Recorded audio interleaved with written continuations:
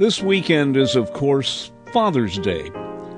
It's been 37 years since my dad died, and even when he was alive, I never remember that he and I had much fun together.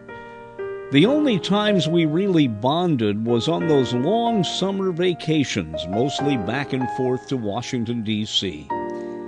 He was a tall, gaunt man who came from a long-standing clan of Irish immigrants named Daly. His dad was one of many brothers. There's not much known about my dad's dad, except that he died when my father was only about 18 months old. My grandfather had married a lovely woman from Montgomery, Matilda Dant.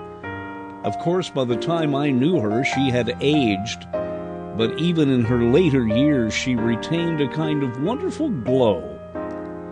Her marriage to my grandfather produced a single child, my dad, and he subsequently married a Lagodi woman, Eileen Baker, and produced a son, me. I thought our little family made a nice trio in the early 1950s. As I got older, I realized my dad was rather frail and sickly. I remember he smoked all the time. But I also know that he was very proud of me. He was in many ways more of a friend than a father.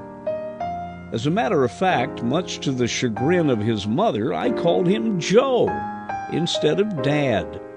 It just felt natural. He worked hard as head of the plumbing and heating department at the old Montgomery Ward store. By the time I was in high school, I only saw him in passing. I was out and about all the time, in clubs and groups, and beginning my career in radio. After my dad's death, it was my mother whom I saw most on trips back home. She got older and finally joined my dad at the Sugar Land Memory Gardens north of town. How I'd love to go back again, to that time when everything seemed right and there were no worries, with my dad in the days of my childhood.